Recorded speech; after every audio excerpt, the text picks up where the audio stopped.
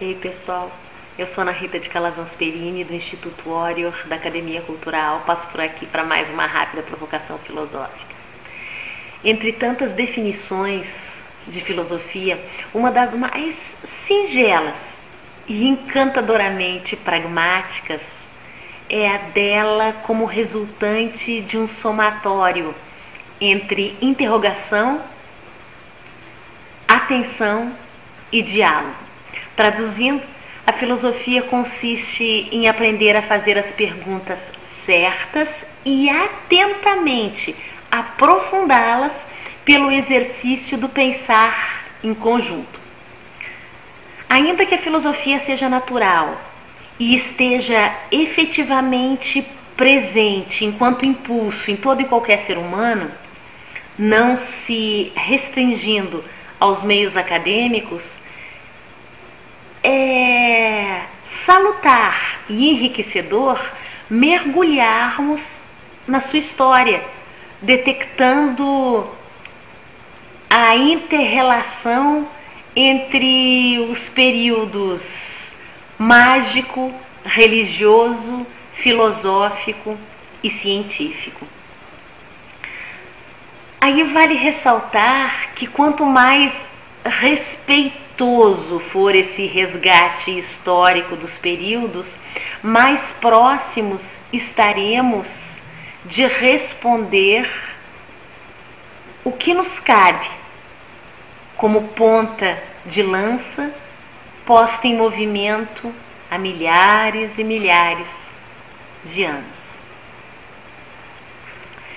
Esse respeito implica no livre mergulho nas dicotomias e vicissitudes da época,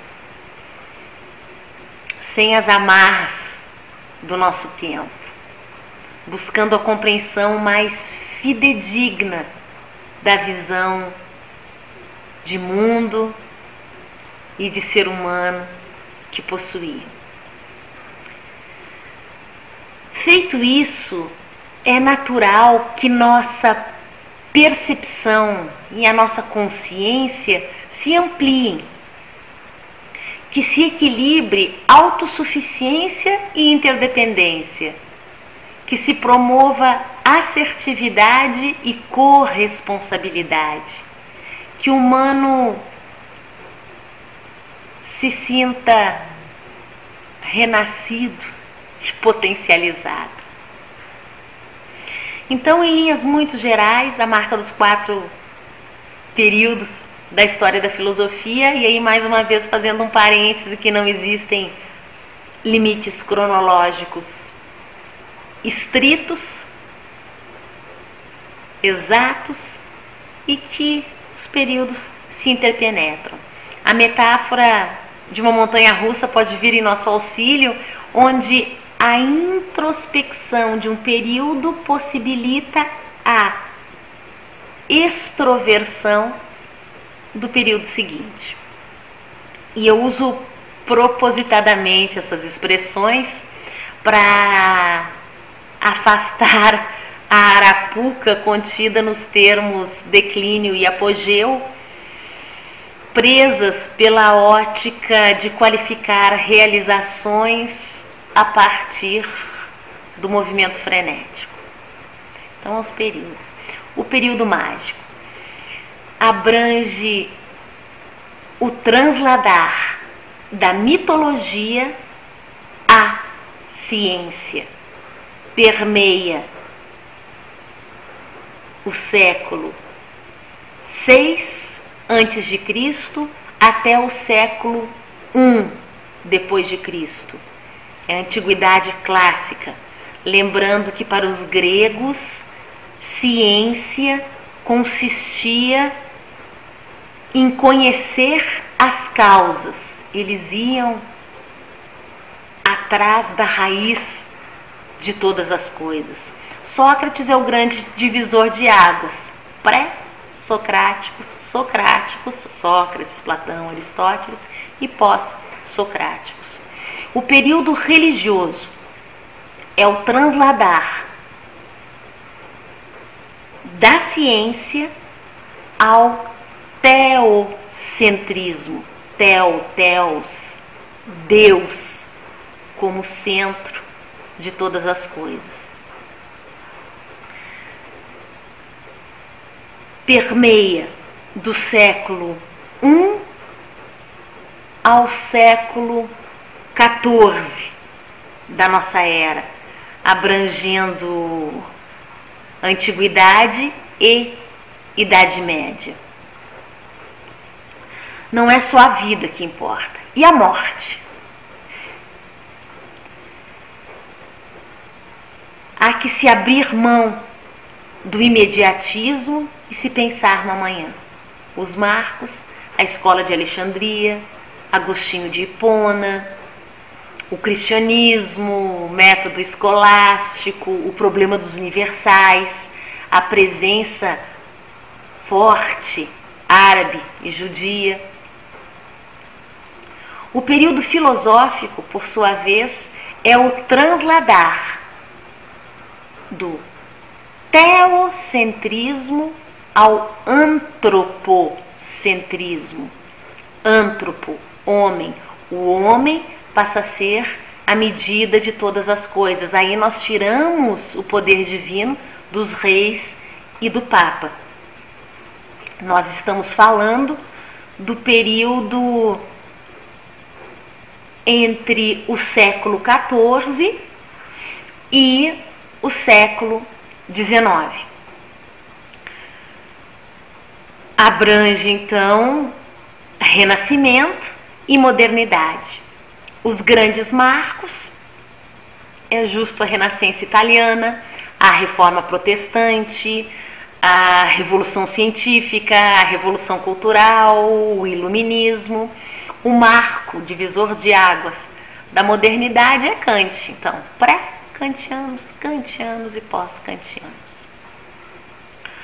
Finalmente, o período científico é o transladar do antropocentrismo para o logocentrismo. Logo, logos, mente, inteligência. Isso acontece a partir do século XIX. Estamos imersos nesse período, é o período da pós-modernidade. O mundo inconsciente, o mundo irracional, o mundo instintivo do ser humano passa a ter muito interesse.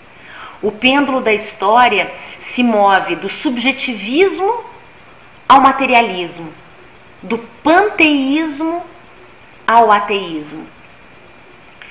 Justo pela força desse deslocamento, nasce um movimento contrário, que é a marca do século XX, um retorno às fontes, com a presença das escolas novas, todas as neos se enquadram aí, e as correntes espiritualistas.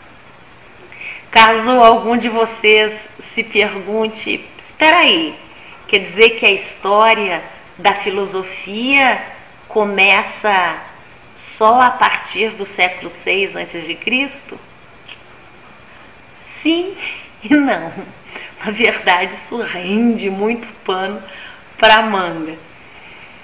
Certamente, civilizações milenares marcaram presença e potencializaram o surgimento de tantas outras culturas bem antes disso. Egito, China, Japão, Índia. Mas a estrutura ocidentalizada do pensamento humano tende à cisão, configurando os períodos pela ótica da razão e da praticidade e aniquilando a mística. Quando a mística é a força de vibração, sagrado e profano andam estritamente unidos, a realidade é uma, coesa. Céu e terra, espírito e matéria, mente e corpo. À medida em que a mística vai perdendo a força, a razão paulatinamente ocupa seu lugar, na tentativa louvável de facilitar a ligação já bastante enfraquecida entre esses mundos, construindo pontes.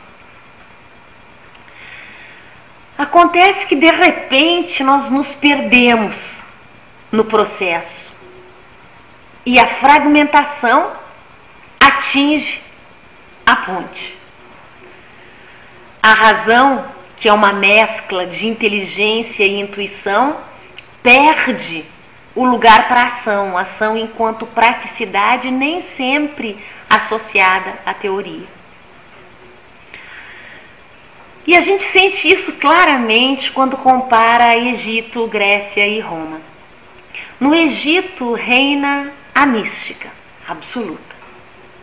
Na Grécia, a mística é afastada